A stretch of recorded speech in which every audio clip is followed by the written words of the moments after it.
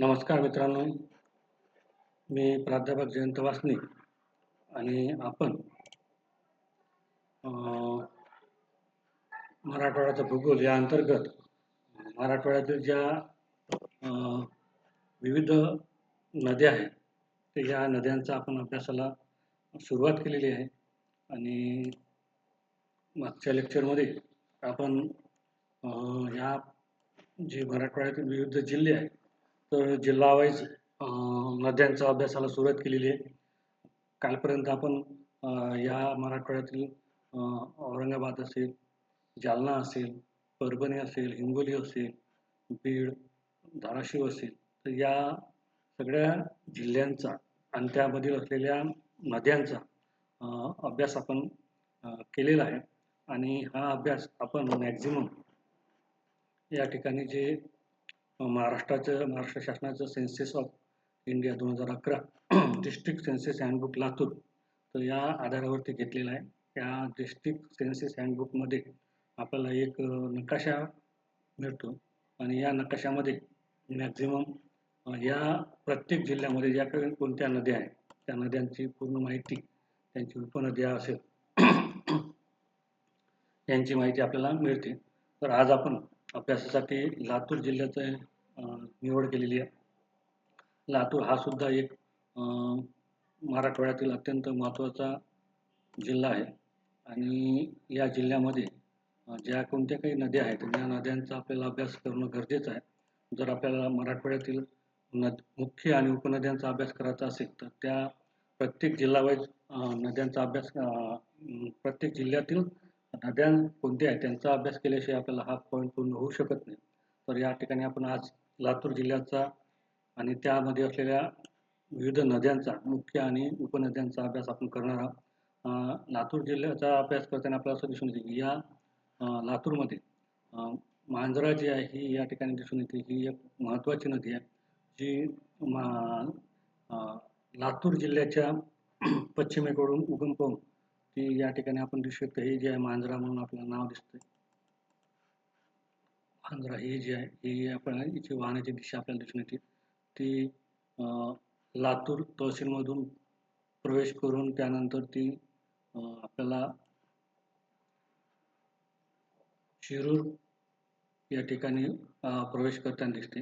या ठिकाणी शिरूर या लातूर आणि औसा या दोन्ही तहसीलच्या बॉर्डरवरती या मांजरा जी नदी आहे या नदीला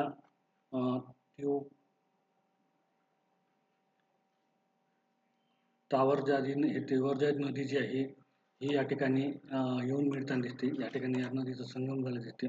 त्यानंतर ही नदी जी आहे मांजरा नदी पुढे प्रवेश करून ती निलंगा आणि देवणी या दोन्ही तहसीलच्या मध्ये वाहते आणि ही पुढं आपल्याला दिसून येते. मांजरा जी नदी आहे यानंतर या देवणीपासून पुढं वाहताना दिसून येते. म्हणजे या प्रकारे पूर्व दिशेपर्यंत ही वाहते आणि या ठिकाणी आपण बघतो कर्नाटक स्टेटमध्ये ही प्रवेश करून परत या ठिकाणी या बाजूनं या देवणी या ठिकाणी ही वाहाला पुढे वाहताना दिसून येते, प्रवेश करताना दिसून येते. यामध्ये आपण बघूया हा आपला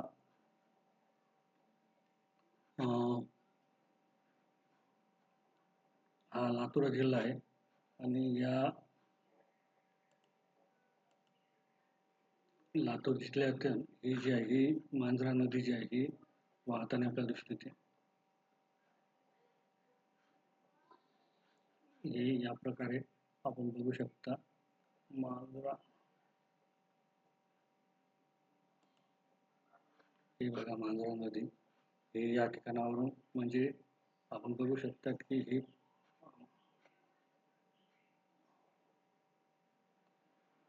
धाराशिवमधून वाहत ही नंतर ही लातूरमध्ये येते आणि लातूरमधून मध्य भागातून वाहत जाऊन ही या ठिकाणी कर्नाटकात जो आहे या ठिकाणी मिळते आणि त्याला नंतर ही नदी जी आहे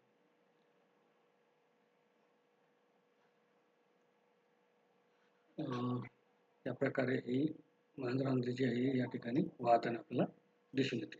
तर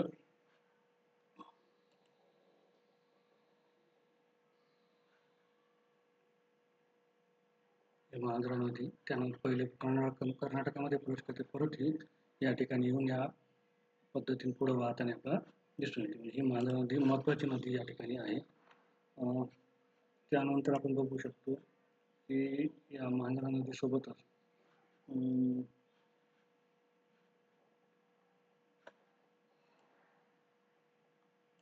हे जे तिरणा नदी जी आहे, ही तिरणा नदी सुद्धा या ठिकाणी पूर्व भागेला लातूरचा जो पश्चिम भाग आहे, या पश्चिम भागातून दक्षिण भागात म्हणजे हा जो खालचा भाग आहे, तर ह्या दक्षिण भागातून वाहत ही औसा या बॉर्डर जी तहसीलच्या बॉर्डर नंतर निलंगामध्ये प्रवेश करते आणि निलंगानंतर ही कर्नाटकामध्ये प्रवेश करताना दिसते. ही जी तिरणा नदी आहे, तिरणा नदी दुसरी महत्त्वाची नदी या ठिकाणी आपल्याला दिसून येते. तर ही आपण बघू शकता उस्मानाबाद या ठिकाणी हे जे तिरणा नदी आहे, ही तिरणा नदी महत्त्वपूर्ण नदी असलेल्या आपल्याला ही या ठिकाणी प्रवेश करून ही त्यानंतर मांजरा नदीला येऊन मिळताना दिसते. ही या ठिकाणी प्रवेश करताना दिसते.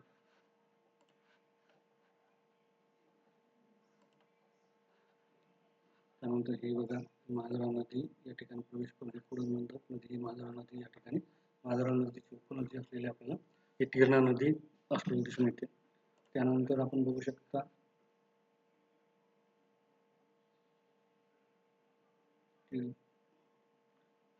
मांजरा आणि मनार नदी, ही मनार नदी या ठिकाणी आपण बघू शकता अहमदपूर या ठिकाणी आहे. याची दिशा ही लातूर जिल्ह्याच्या एकदम उत्तरेकडील भागामध्ये असलेली दिसून येते, परभणीच्या खाली. तर ही आपण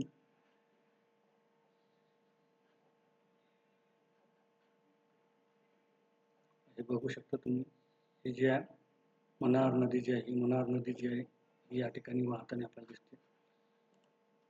ही मनार नदी आणि ही एक महत्त्वाची उपनदी आहे या गोदावरी नदीच्या अनेक नद्यांपैकी ही सुद्धा मनार नदीची एक महत्त्वाची नदी आहे.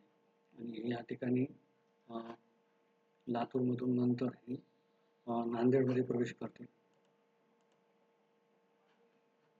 बघू शकता तुम्ही, ही लातूरमधून उगम पावून ही त्यानंतर नांदेडमध्ये प्रवेश करताना दिसते आणि नांदेडमध्ये प्रवेश केल्यानंतर या ठिकाणी गोदावरीला जाऊन मिळताना दिसते. ही एक अत्यंत महत्त्वाची एक मनार नदी आहे.